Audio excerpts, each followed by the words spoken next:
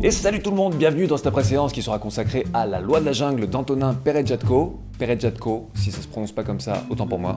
C'est une comédie burlesque et absurde qui raconte en fait l'histoire de Marc Châtaigne, qui est un stagiaire au ministère de la Norme et qui est envoyé par le ministère de la Norme en Guyane pour superviser la création de la première piste de ski indoor d'Amazonie. Voilà. Qu'est-ce qui se passe en ce moment avec les comédies françaises ? Je veux dire, ça fait des années qu'on observe le nivellement par le bas d'un certain type de comédie grand public. Et là, coup sur coup, on a plusieurs comédies qui arrivent et qui mettent un grand coup de latte là-dedans. Il y avait Maloute de Bruno Dumont, dont j'ai déjà parlé dans la précédence précédente. Là, donc, La Loi de la Jungle de Antonin Perejatko.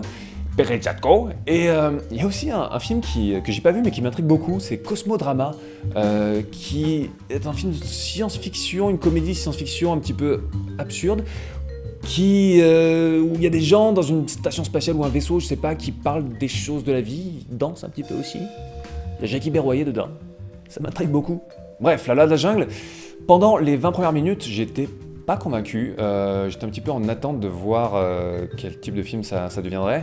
Et au bout d'une vingtaine de minutes, il y a une espèce de déclic qui se produit, le film s'emballe, trouve son rythme, trouve sa vitesse de croisière, et à partir de là, j'ai été vraiment conquis. C'est un film qui regorge de toutes sortes de trouvailles super créatives, que ce soit en termes d'écriture, en termes de nuances de jeu, en termes de mise en scène. Je prends un exemple tout con, mais par exemple dans le début du film, il y a le personnage de Marc Châtaigne, joué par Vincent Macaigne donc je vais l'appeler Châtaigne ou Macaigne indifféremment.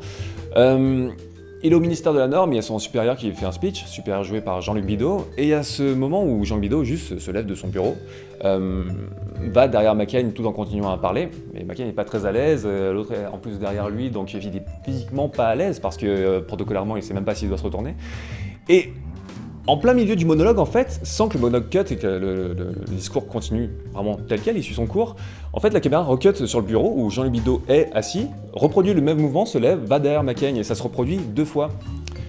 Là, raconté comme ça, pour celles et ceux qui ne l'auraient pas vu, ça peut sembler très très con, on va dire mais on s'en fout que ça fasse ça, c'est complètement débile. Bien sûr, hors contexte, ça fonctionne pas, mais dans le cadre du film, en fait, c'est plein de petits détails de ce type, en fait, sur lesquels en fait le film ne s'appesantit pas. En fait, il n'y a pas juste encore une fois une démarche de pouet, regardez, il s'est levé, il a une 3e fois derrière lui. Non, vraiment, c'est le film balance des choses comme ça sans avoir l'air de trop y toucher. Et par effet d'accumulation, le film arrive à rester tellement juste pince sans rire par rapport à ça que ça crée un effet comique imparable. Il y a même des moments où le comique arrive à se faire poétique, mais encore une fois, sans que l'accent soit mis sur le côté « regardez d'un seul coup, le film se fait poétique ». Non, je prends l'exemple de Vincent Macaigne et Vima Laponce qui sont dans la jungle. Il y a une espèce de verre, qui arrive à côté de Vima Laponce. Il fait un bruit d'accordéon.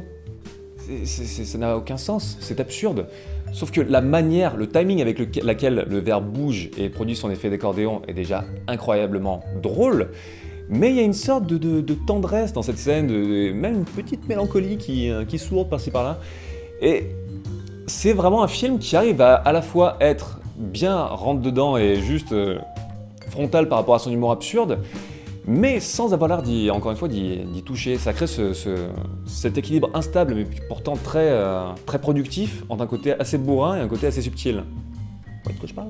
Et ces deux dynamiques a priori opposées, on les retrouve dans la démarche du réalisateur lui-même. J'ai lu une interview de lui où il parlait en fait de ses racines de cinéma. C'est un mec qui à la base est pas mal versé dans Nouvelle Vague, tout ce qui est estampillé facilement comme étant du cinéma intellectuel, qui serait mise en contradiction avec un hypothétique cinéma grand public populaire, un petit peu plus... Enfin voilà, il y a cette espèce de dualité, souvent artificielle et pas forcément justifiée, qui est créée.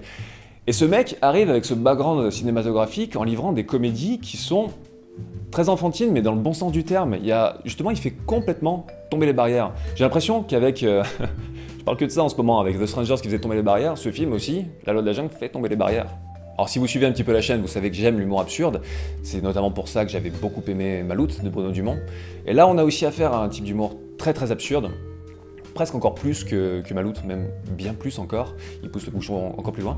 Mais c'est un type d'absurde qui est assez différent, parce que dans Maloute c'était assez noir, c'était drôle, mais de manière très grinçante. Le film n'aimait pas ces personnages, il riait pas avec eux. Tandis qu'avec La Loi de la Jungle, on a affaire à un type d'humour absurde qui est très empathique, qui est très bienveillant vis-à-vis de ces personnages. Donc il y a un côté bon enfant comme ça qui en fait vraiment un feel-good movie. Et d'ailleurs, je vous mets au défi de ne pas avoir le béguin pour Vilma Laponce après avoir vu ce film. C'est très compliqué de ne pas avoir le béguin pour Vilma Laponce après avoir vu ce film. Vraiment. Je reprends encore le parallèle avec Maloute, mais quand j'avais parlé de ce film, j'avais notamment mis l'accent sur toute la dimension de mise en scène du gag. Comment ancrer un gag dans l'espace et dans le cadre. Et avec La Loi de la Jungle, il y a un autre principe fondamental de l'humour, notamment au cinéma, qui est mis en évidence. Et c'est pas tant la mise en scène qu'en fait le timing des gags. Le timing, en termes d'humour, et de manière plus générale aussi, ça représente tout, en fait. Le simple fait de cutter une demi-seconde trop tard après un gag peut faire retomber tout l'effet comique comme un soufflet. C'est une question de dosage très précis, il n'y a pas de règle générale, vraiment c'est au cas par cas, chaque gag, chaque saillie, chaque moment a son rythme propre et il faut avoir le timing chaque fois qui va s'adapter à ça. Ça m'arrive souvent face à une comédie de me dire « Ah, il aurait fallu couper un petit peu avant » et plus largement par rapport à un film de me dire « Ah, il aurait fallu finir le film un tout petit peu avant, ça aurait été parfait ». Ça j'en avais déjà parlé dans d'autres vidéos. Et là avec La Loi de la Jungle, à aucun moment j'ai trouvé vraiment qu'il y avait un quelconque souci de timing ou de rythme par rapport aux effets comiques. Le film maîtrise ça vraiment de bout en bout en coupant toujours exactement au bon moment, juste pour créer cette espèce d'effet de surprise, même pas par rapport uniquement au gag, mais par rapport à la manière dont il se termine ou à la manière dont le film passe à autre chose. Donc de bout en bout c'est maîtrisé, il y a juste une scène où je me suis dit « Ah merde, non, il aurait fallu couper, là c'est juste lourdingue ». C'est la scène où Vilma Laponce rosse des mecs, les corrige, et elle fait cette espèce de truc là où elle met des coups comme ça, tac, tac, tac, tac, tac, qui est un truc de cartoon, vieux comme le monde. Et sauf que ça durait très longtemps, et je me suis dit putain, il fallait couper avant, et en fait le gag a continué à durer, et je me suis rendu compte en fait que il prenait le parti inverse de couper bien après pour réussir le dosage très facilement ratable du comique de répétition, dont j'avais déjà parlé en parlant de Maloute. Savoir à quel moment ça devient de moins en moins drôle, et pas d'un seul coup ça redevient drôle, par effet d'absurde complet et de répétition. Et le film, bien entendu, a su couper exactement au bon moment quand le truc redevenait drôle. Donc de bout en bout, vraiment, en termes de rythme, c'est vraiment très maîtrisé. Donc voilà pour ce que j'avais à vous dire sur ce film. C'est un film qui tout simplement fait plaisir. Bien entendu, il a l'air d'avoir eu une distribution assez merdique, donc si vous avez l'occasion de le voir, n'hésitez pas.